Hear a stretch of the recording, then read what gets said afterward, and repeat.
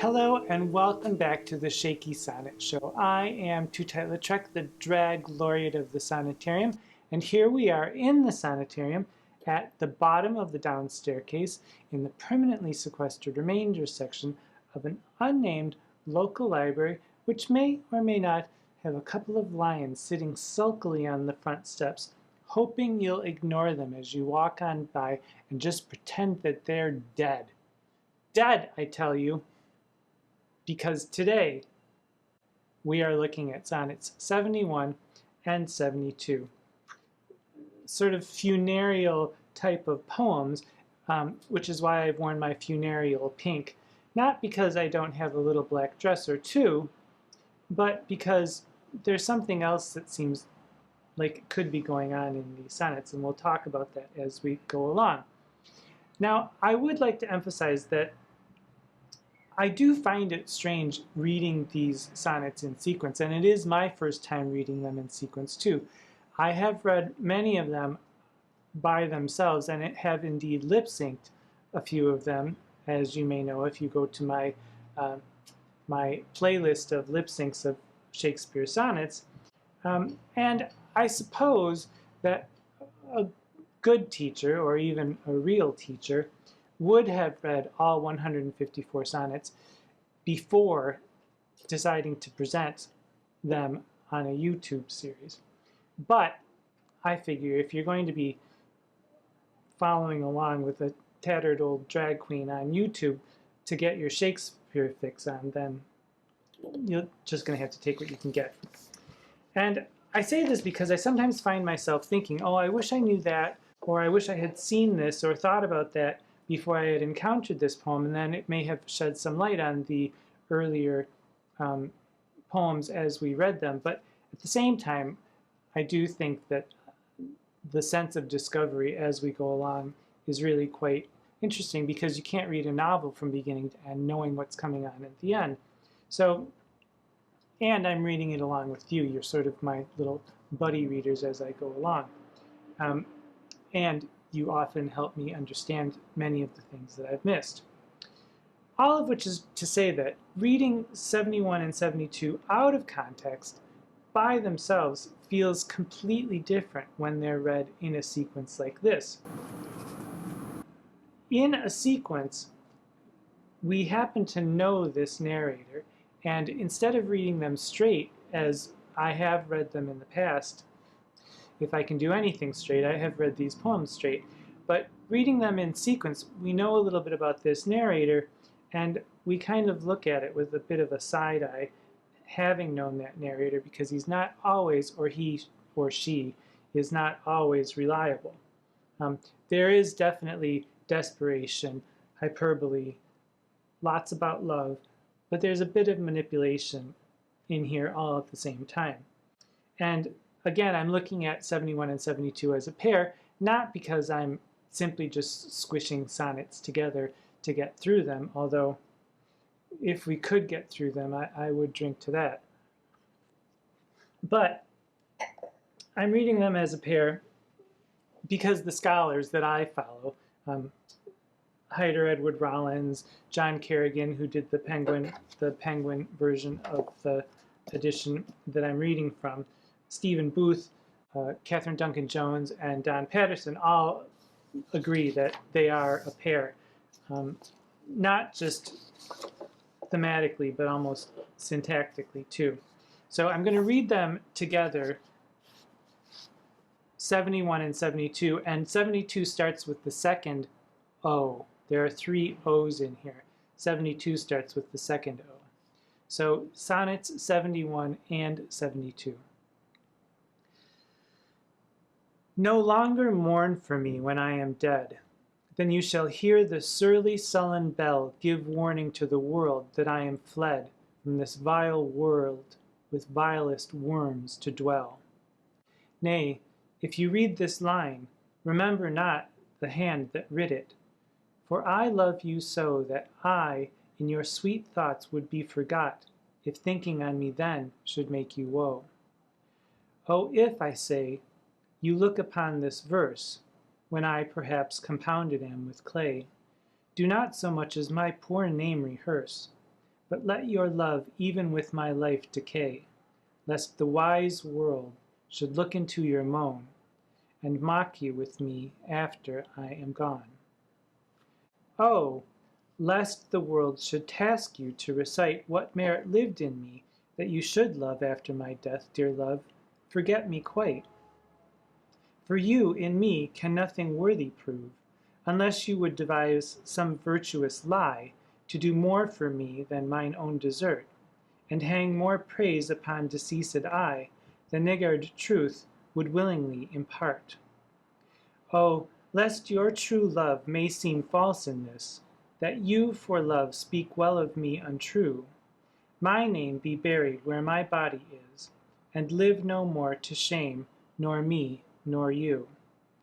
For I am shamed by that which I bring forth, and so should you, to love things nothing worth. Quite sad little pair of sonnets there, but when you look at it, I mean, obviously there's a person contemplating their own death and hoping that the person that he or she leaves behind is not going to spend too much time mourning them, which I guess I can understand, but at the same time, I'd like a good long 10 years after my death, if, just thinking about me every day constantly, that wouldn't be so bad, but I'll be dead, so I won't know any different. But if we look at Quatrain 1, the first thing, no longer mourn for me when I am dead, then you shall hear the surly sullen bell. That surly sullen bell is really quite nice. In the 1609 quarto, there is a comma after dead, and THAN appears as THEN. So the quarto says dead, comma, THEN. And most editors correct it to have no comma and to the THAN. But it gives it a completely different sense. And I seem to be alone in this, I prefer the way that the 1609 quarto has it with the comma and the THEN. And even John Kerrigan, who edited the Penguin version, says something is lost by modernizing the quarto, but then he does it anyway. So, no longer mourn for me when I am dead, that you shall hear the surly sullen bell give warning to the world that I am fled from this vile world with vilest worms to dwell. Vile and vilest, there also in the 1609 quarto, there's a D, vile dest, which apparently was Elizabethan, standard Elizabethan spelling. And Don Patterson says that he keeps the D, he wants to keep the D, because he says it anticipates the D in dwell and enhances the music, and I do agree. Booth casually says that the pairing of vile and vilest is an elaborated polyptoton. And what's that? Did I hear a cocktail party vocabulary word? Yes, indeed I did. Polyptoton, which at first I thought was something I had removed last year, but turns out no. Polyptoton, Polyptoton, which I'll take a drink now and tell you that a polyptoton is the rhetorical repetition of a word in a different case, inflection, or voice in the same sentence. So vile and vilest, which I find quite nice. And the example that's most often given for a polyptoton is from Tennyson's very, very long poem, Maud. My own heart's heart and ownest home, farewell. So Booth, by the way, finds this pair of poems hard to take seriously because he says that the first quatrain makes a definitive statement of no longer mourn for me when I am dead, but then the next everything that comes after it in this sonnet and the sonnet that follows it just drags out the mourning. So it says don't mourn for me and forget about me, but then it just drags on and on and on and on and on as we go along. Patterson disagrees slightly, and I'll talk more about that later.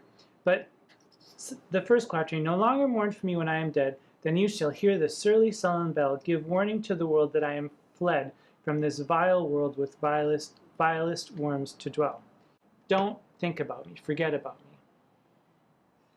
Nay, if you read this line, because even though I just told you to forget about me, perhaps you'll be reading this line, but I hope you don't read this line. But if you do read this line, remember not the hand that writ it, forget all about me.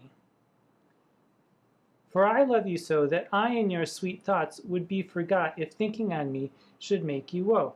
So I don't want you to reread all of my poetry. I don't want you to even think about me after I'm gone. But if you happen to read this sonnet that I've written in a group of 153 other sonnets, which have immortalized you and, by the way, me too, just forget about it. Just forget it.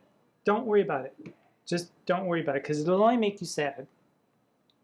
Okay? Forget it. Forget it. That's it. Forget it. Stop. Oh, if I say, by the way, in here I see the corpse in the coffin sitting back up Finnegan's Wake style. Hey, hi, I'm dead, but not quite dead yet. I have one more thing to say. Just, what are you looking at? I told you to forget all about me, but, what I'd like for you to do is to let your love, even with my life, decay, so that you don't even rehearse my own name. Just forget all about me, even if I have written an entire series of sonnets about you and have said before that I will immortalize you in my verse. But just forget about all that. I'm nothing. Forget about it, okay? And then we get to the couplet. Lest the wise world should look into your moan and mock you with me after I am gone. Because if you do mourn me or have this huge keening party or have the sirens go blaring after I'm dead, we'll wait for those to pass. There they go. If you do make a spectacle of yourself, mourning over me and wailing over me and keening over me and my poems that immortalize you, if you do that over my poems and over my dead body, the world will mock you. Okay, we get it. Then the corpse closes his eyes and lays back down. And then in Sonnet 72 sits right back up again. Oh, lest the world should task you to recite. Oh, hi, me again. I know I just told you to forget all about me, but I'm not quite finished yet. Oh, lest the world should task you to recite what merit lived in me that you should love after my death, dear love, forget me quite. If anyone asks you what was so great about me in the first place, just be like, I don't know, I can't remember, I forgot all about him or her. And those 154 sonnets that he wrote or she wrote for me, just forget all about it, because I will be, for you in me, nothing worthy can prove. I'm not worth it. Don't bother. I'm not worth it. Second quatrain, unless you make something up. Unless you would devise some virtuous lie to do more for me than mine own desert, and hang more praise upon deceased I than niggard truth would willingly impart. So, of course, I would never say it about myself. But, my friends have said that perhaps I had, six-pack abs and a 10-inch quill and an IQ of 154, which I would never say about myself, but I have heard that my friends have said that. But if you say that about me, people will probably think that you're lying, and so just don't bother. Oh, lest your true love may seem false in this, they'll think you're lying anyway. Six-pack abs, a 10-inch quill, and an IQ of 154. Come on, is that possible? Perhaps it is, but they won't believe you. Lest your true love may seem false in this, that you for love speak well of me untrue. My name is buried where my body is, and live no more to shame nor me nor you. For I am shamed by that which I bring forth, and so should you, to love things nothing worth. I'm not worthy. In fact, I'm ashamed. This poem that I wrote might live forever, but he doesn't say that here. Just forget about it. It's not that great. I'm not worthy. And here is where it seems to me that perhaps Shakespeare went to the same convent school that I went to with Sister Mary Magdalene Munchausen in the convent school of the glorious holy weeping womb, and had to repeat every day, I am not worthy to receive you, but only say the words and my soul shall be healed. You say that every day, and sometimes it sticks. I do find it odd that Sonnet 72 ends. I mean, like, really ends. There is no imprecation to the beloved to procreate, and there is no fluffing of the narrator's ego that my poems will live forever and it will keep you immortal. It just ends, and this in itself makes me quite sad, and it does make me also side with Don Patterson, who argues that these are really two very heartfelt poems. In his volume where he discusses Shakespeare's sonnets, Patterson says, on page 206, he says, our literary readings, for all their apparent sophistication, are often just too literal, and he warns that taking these too literally may not be a good thing. And he suggests that we look into the psychological state of the writer, the vulnerability and the fallibility of a human being, and the fallibility of the mind that may have wrought this. So there is desperation here. There's self-delusion and there's manipulation too, but there's also an attempt at selfless love. Because to tell someone to not mourn for you after you're gone is a bit of selfless love. Really forget about me and get on with your life. I want you to be happy. I love you so much. That's really quite beautiful. And the ending, I am shamed by that which I bring forth, is sort of devastating for a poet like Shakespeare, or a poet who has written 154 sonnets to someone. But it's also understandable, because anybody who has written anything goes through a certain set of stages where you finish something and you think, oh, well, that's pretty good. And then time goes on and you revise it and you think, well, yeah, okay, this is good. It's good enough to send out. And then you send it out and you get 100 rejections, and finally someone publishes it and you get the published version and you think, it's okay, it could be better. And then quite a while later, a complete stranger contacts you and praises what you've done, and you think, I mean, you're grateful, but you also think, really? There's a certain amount of self-doubt that goes with the writing process sometimes. And so the feelings of worthlessness in an artist are completely believable. And Don Patterson says this: by definition, most original writing is going to risk falling on its face. That's why we don't do it all the time. Words fail poets continually, as their workplace is that remote and half-mapped zone of speech where language itself starts to falter, fail, and pass over in silence, that of which it cannot speak. And I find that completely true, and our poor narrator, I really do feel for them, and that's why I love these two sonnets. They function on so many different levels. And also, if you did not know, if you've never read it, Christina Rossetti's poem Remember is based on Sonnet 71, and I have done a lip sync of that as well, a lip sync of the actress Diana Quick reading it, and I will link that below also. So, is there a female or a male narrator or love object? No. It could be male or female, either way. Dramatically, where might it fit in Shakespeare's works? Well, I don't really know. Maybe Cleopatra on her deathbed, or maybe play within a play in one of the comedies to take the more comic angle on this. You decide. If you have ideas, please let me know. Narratively, in the 154 sequence of 154 poems, perhaps these sonnets were sent as letters to drive home the point that of separation as if it were a death. Being apart feels like death, and if you don't feel it, then I'll make you feel it by pretending that I'm going to die soon. And tick-tock, time passes. We all die, and so best that we enjoy every moment that we have together when we meet up again. But just don't leave me. So it could also be using death as a sort of titillation, as we saw in Sonnets 30, 31, and 32, or it could be just a plain old set of don't leave me poems using reverse psychology as, don't forget me, saying forget me, but really don't forget me.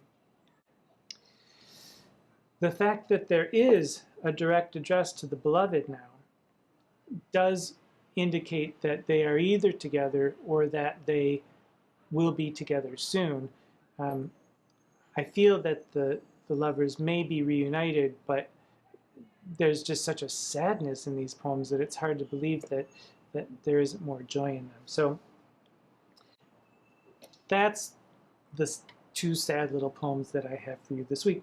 If you have somehow lasted through this drab, colorless, worthless, cheerless, droning explication of Shakespeare's sonnets, don't leave me.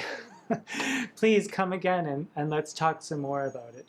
But while you're gone, tick-tock, there, while it's still time, the world is full of wonder. It won't be there forever as we go from cradle to grave, but it's there. Look around and pay attention. Until we meet again, I am Tootight Lautrec.